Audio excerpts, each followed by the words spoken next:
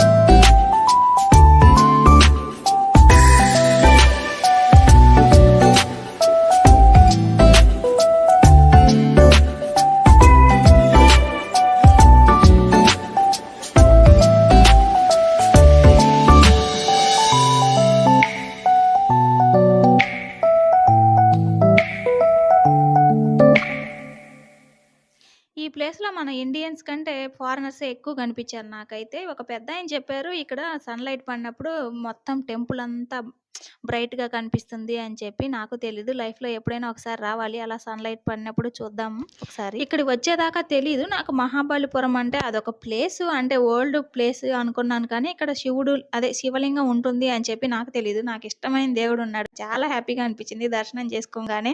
నాకు ఇంగ మనసంతా పీస్‌ఫుల్‌గా అయిపోయింది. చాలా హ్యాపీగా ఉందనమాట ఇవాళ నాకు. ఇప్పుడు ఇంకా లాస్ట్ టైమ్ వచ్చినప్పుడు బాగా ఎండలనమాట. ఎక్కువ సేపు ఉండలేకపోయాము. అందులోనే అది ఇప్పుడు కొంచెం వింటర్‌లో వచ్చాం కాబట్టి బాగా ఎక్స్‌ప్లోర్ చేయొచ్చు. కాసేపు ఉండి అని చెప్పి ఇప్పుడొచ్చామనమాట. చాలా బాగా అనిపించింది. మీరు కూడా ఎంజాయ్ చేయండి చూసి.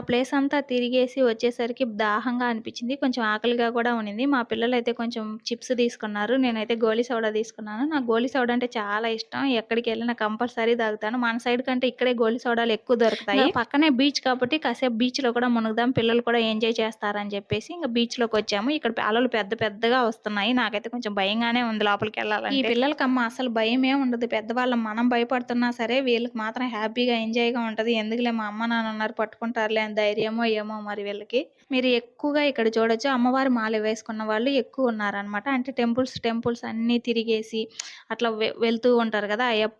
అట్లా అయ్యప్ప గుడికి వెళ్ళేవాళ్ళు కానీ, ఇట్లా మామూలుగా అమ్మవారి మాల వేసుకున్న వాళ్ళు గానీ, అట్లా వాళ్ళే ఎక్కువ కనిపించారు నాకు ఎక్కడికెళ్ళినా సరే. ఎందుకంటే వింటర్‌లో ఎక్కువ మాలలేసుకుంటే టైం కాబట్టి అప్పుడు అలా వేసుకున్నారు.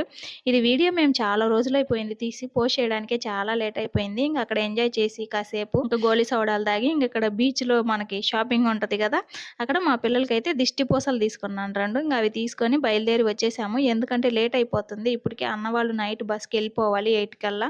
మేమిప్పుడు ఇంటికెళ్ళేసి ఇంక అక్కడ వాళ్ళు ఫుడ్ తిని వెళ్ళేసరికి లేట్ అయిపోతుందని చెప్పి ఇంక దారిలో వస్తూ మనకు తెలుసు కదా! ఒక రాయి అదే సపోర్ట్ లేకుండా నిలబడిన రాయి ఉంటుంది కదా! ఇంక ఆ ప్లేస్ కవర్ చేసుకొని వచ్చేసామనమాట. మేము అక్కడి లోపలికేం వెళ్ళలేదు లేట్ అయిపోయిందని చెప్పి. బయట నుంచే వీడియోలు తీసుకొని ఇంక అక్కడ నిలబడి వచ్చేసాము. మళ్ళీ లోపలికెళ్తే ఈ పిల్లలతో లేట్ అయిపోతుందని చెప్పి. మీరెవరైనా ఎప్పుడైనా మహాబలిపురం వెళ్ళినప్పుడు పక్కనే మ్యూజియం కూడా ఉంటుందనమాట. మ్యూజియం కూడా కవర్ చేయండి. అక్కడ చాలా బాగా ఎంజాయ్ చేస్తారు పిల్లలందరూ. చాలా బావుంది. మొత్తానికి మా హడావిడిగా ట్రిప్ అయితే ఎండ్ అయిపోయింది. వీడియో నచ్చితే లైక్ చేసి సబ్స్క్రైబ్ చేసుకోండి. బాయ్. Thank you.